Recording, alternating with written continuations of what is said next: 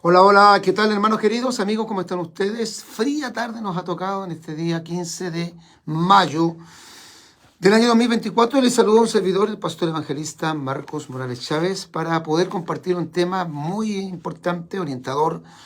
Vamos a dar algunos minutitos para que los hermanos se vayan, ¿no es cierto?, conectando y vayan también comunicando de este tema y después lo compartan para que podamos tener una férrea respuesta a quienes nos atacan tan fuertemente por nuestras enseñanzas y doctrinas.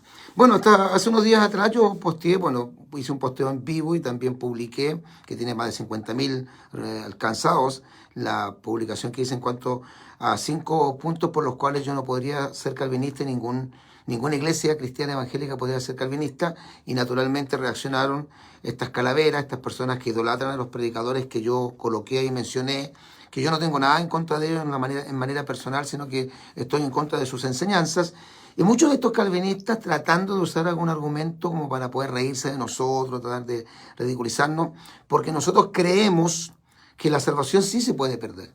Nosotros creemos que la salvación es segura en Cristo, por supuesto que sí, pero cualquier cristiano puede perder la salvación si se descuida y se aparta de Cristo. Entonces varios de ellos me hacían esta pregunta o le hacían preguntas a los hermanos que comentaban en el Facebook, porque la verdad que yo doy mi número y ninguno me llama a mí, ninguna persona de los que son calvinistas, que parece que son solamente valientes por redes sociales, nunca me llaman para poder hablar de este tema y refutarme a la luz de la Escritura lo que planteo. Entonces ellos usan como un argumento, por así decirlo, un poco espurio, bastante espurio en realidad, y preguntan cuántas veces tiene que pecar el cristiano para perder su salvación. Y la verdad es que eso no es cierto. Otros decían, mira, si la salvación fuera por obra, la habrías perdido el mismo día que la recibiste porque eres pecador. Por supuesto. Lo primero que diremos es que nosotros los cristianos evangélicos de línea pentecostal creemos absolutamente que la salvación es por gracia. Eso nunca lo hemos discutido porque por lo tanto somos protestantes. No somos católicos, ni mormones, ni testigos de Jehová, ni adventistas, porque todas las religiones enseñan que el hombre debe hacer obras o guardar los sacramentos o ser fiel a la Watchtower para poder alcanzar salvación, portarse bien, hacer méritos. No es así. El hombre es intrínsecamente pecador y la Biblia enseña que el hombre está perdido en su pecado y que sin Cristo el hombre no puede alcanzar salvación, y por lo tanto la salvación es un regalo. Así lo dice Romanos capítulo 6, verso número 23, porque la paga del pecado es muerte, más la dádiva, que indica la palabra regalo o don, obsequio, es vida eterna en Cristo Jesús, Señor nuestro. Eso lo tenemos claro. De hecho, en Romanos 6:14 dice, pues no estamos bajo la ley, sino bajo la gracia. Y eso también armoniza con lo que dice el apóstol Pablo, le escribe a Tito, en el capítulo 3, verso 5, que dice que nos salvó no por obras de justicia que nosotros hubiésemos hecho, sino por su misericordia. La Biblia enseña en Romanos 5:1 que somos justificados por la fe. Justificados por la fe en Jesucristo, no por nuestras obras. Y creo que uno de los versículos o los versículos que son más clarificadores de este tema y los más emblemáticos para hablar de que la salvación es por gracia se encuentra en Efesios capítulo 2, versos 8 y 9. Dice, por gracia sois salvos por medio de la fe, y esto no es de vosotros, pues es un don de Dios, no por obras para que ninguno se gloríe. Así que eso queda descartado. Nosotros creemos absolutamente que la salvación es por gracia. Creemos que la salvación es un regalo, pero ese regalo se les ha dado al hombre. Por lo tanto, el hombre tiene que cuidar su salvación. No es que tenga que hacer obra para ser salvo. Y es ridículo que esta gente trate de argumentar o preguntar, porque lo hacen obviamente no porque quieran aprender, sino porque lo tratan de hacer en forma irónica para ridiculizarnos a nosotros, que cuántas veces tendría que pecar el cristiano para perder su salvación. No, el cristiano cuando peca y se arrepiente, Dios lo perdona. No es eso que ellos dan a entender, como que nosotros enseñáramos, que no es cierto, de que si un creyente peca en la mañana, pierde su salvación, y si pide perdón en la noche a Cristo recupera su salvación. Nunca hemos dicho eso. ¿Qué pasa con el pecado? Cuando el cristiano peca, bueno, la Biblia dice que el que es nacido de Dios no practica el pecado. Eso dice 1 San Juan. Porque el que practica pecado es del diablo. Nosotros ya no practicamos el pecado. Nosotros somos pecadores, tenemos una esencia, una naturaleza que tiene una tendencia al mal. Pero el creyente cuando peca, si se arrepiente, Dios lo perdona. No es que vamos a pecar y a pecar y a pecar. De hecho, la Biblia dice, ¿cómo escaparemos nosotros si descuidamos una salvación tan grande? O sea, hay que ocuparse de nuestra salvación con temor y temblor. Podemos perder la salvación. Incluso podemos llegar a un momento en que la Biblia dice que si la persona peca deliberadamente después de haber recibido el conocimiento de la verdad, ya no queda más sacrificio por los pecados. Eso enseña Hebreos capítulo 10, eso enseña Hebreos capítulo 2, versículos 1 al 3. Estoy citando solamente las Escrituras. Y de hecho, mis queridos hermanos, cuando un creyente peca y pide perdón, Dios lo perdona y lo restaura. En Proverbios, en el capítulo 28, versículo 13, dice que el que encubre sus pecados no prosperará, mas el que los confiesa y se aparta alcanzará misericordia. En Primera de San Juan, capítulo 1, verso 9, la Biblia dice que si confesamos nuestros pecados, Él es fiel y justo para perdonar nuestros pecados y para limpiarnos de toda maldad. Y hay otro versículo que también es clave en esto de cómo Dios trata con el creyente cuando el creyente falta. El apóstol Juan dice, hijitos, estas cosas os escribo para que no pequéis. Primera San Juan 2.1. O sea, ¿cuál es el propósito de Dios? Que nosotros no pequemos, que vivamos en integridad, en rectitud, en santidad, que hagamos las obras que Dios creó, ¿no es cierto?, o constituyó antes de la fundación del mundo para que anduviésemos en ellas. La Biblia dice, estas cosas escribo para que no pequéis, pero si alguno hubiere pecado, abogado tenemos para con el Padre a Jesucristo el justo, el cual es la propiciación por nuestros pecados.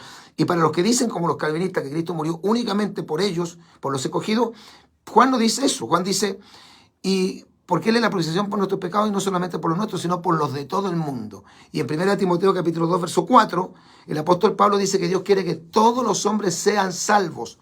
No se salvan todos porque no todos creen, pero el propósito de Dios es salvarlos a todos. Por lo tanto, nosotros nunca hemos enseñado que cuando un creyente peca pierde la salvación y cuando pide perdón la recupera. No hemos dicho eso. El gran conflicto está en desligarse de Cristo. Fíjese lo que el apóstol Pablo le dice a los Gálatas. Dice, de Cristo os desligasteis. Eso dice el apóstol Pablo. De Cristo os desligasteis. Los que por la ley os justificáis. Y fíjese lo que dice, de la gracia habéis caído. Eso dice el apóstol Pablo. Hebreos también dice, ¿no es cierto?, que podemos resistir la gracia de Dios. Sí, o sea, la Escritura dice claramente que un creyente se puede perder. Y la Escritura, escuche lo que dice aquí, en San Juan capítulo 15, versículos 4 y 6 dice, permaneced en mí y yo en vosotros. Como el pámpano no puede llevar fruto por sí mismo, si no permanece en la vid, el pámpano es el creyente, la vid es Cristo. Él lo dice así, yo soy la vid verdadera. Permaneced en mí, le dice a los creyentes, y yo en vosotros. Como el pámpano no puede llevar fruto por sí mismo si no permanece en la vid, así tampoco vosotros si no permanecéis en mí. Yo soy la vid, vosotros los pámpanos. El que permanece en mí y yo en él, este lleva mucho fruto. Porque separados de mí nada podéis hacer. El que en mí no permanece. Hay gente que no permanece. ¿Se da cuenta? Ellos que dicen que un cristiano cuando acepta a Cristo no se puede jamás descarriar. Porque salvo, siempre salvo. Lo que ellos le llaman la perseverancia de los santos.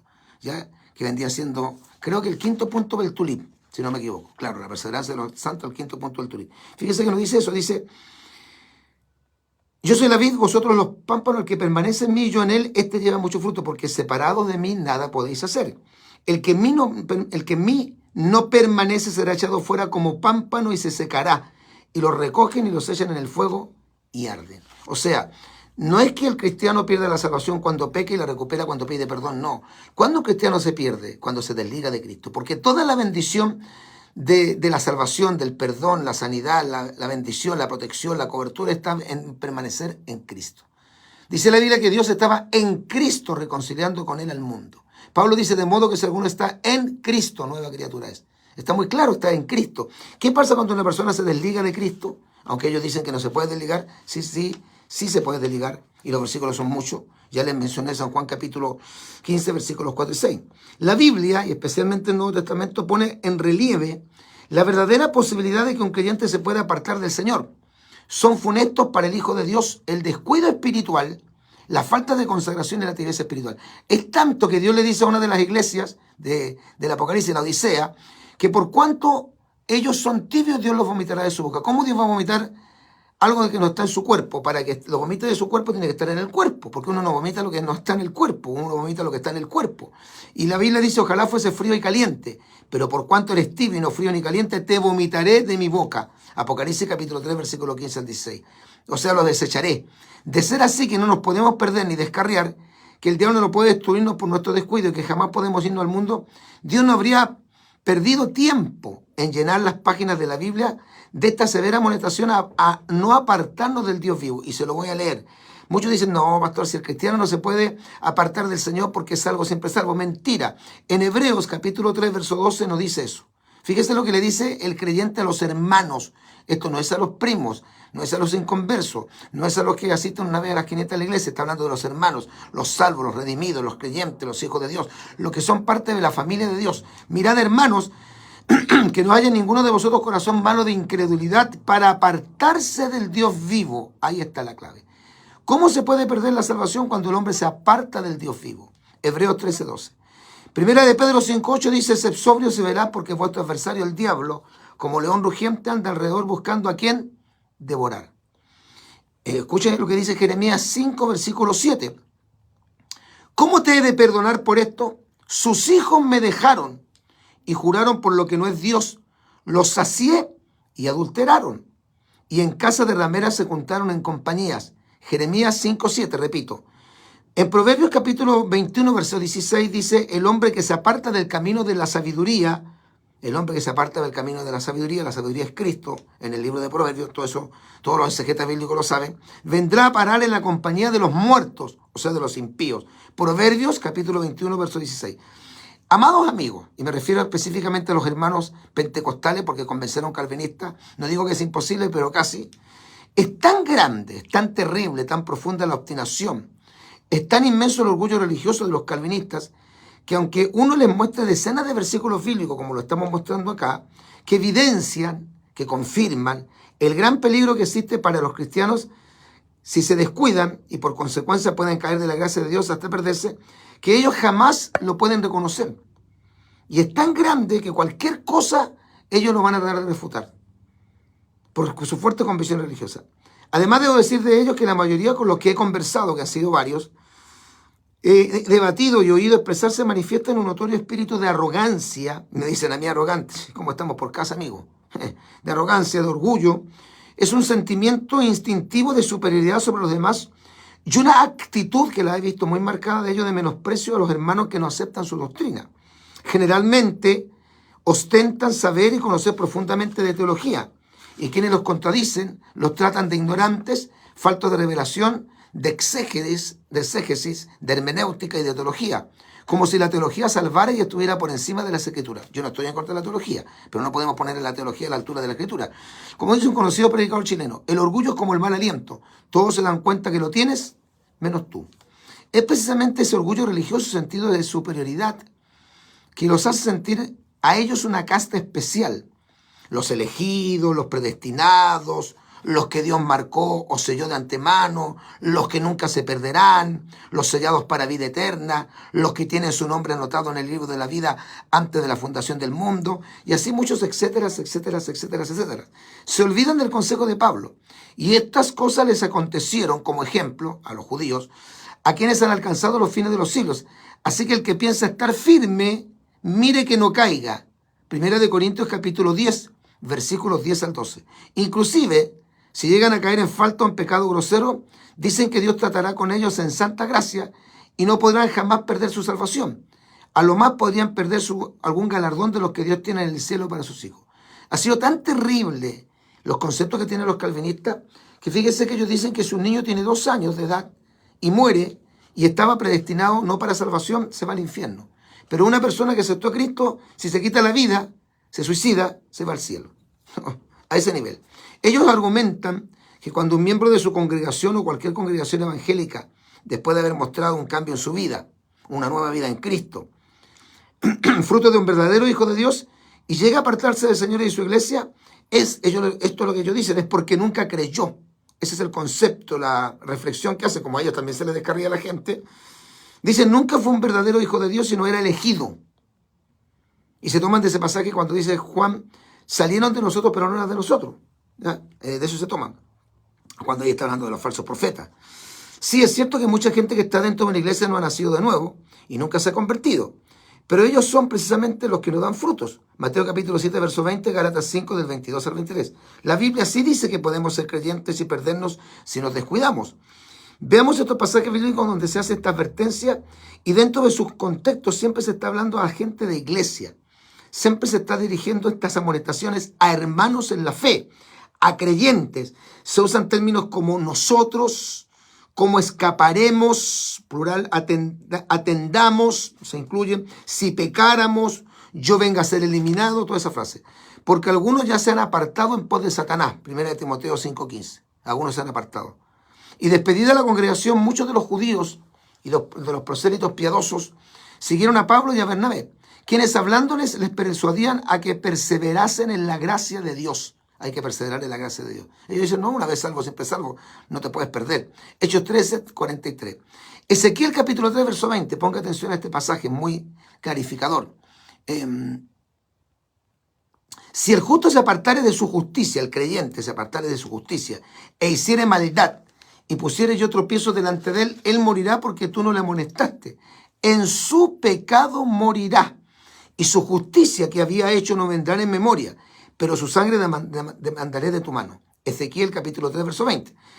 Pablo dice, sino que golpeo mi cuerpo y lo pongo en servidumbre, no sea que habiendo sido heraldo para otros, yo mismo venga a ser eliminado. Fíjese que esta palabra eliminado en el texto original griego del Nuevo Testamento dice descalificado, sacado de la carrera.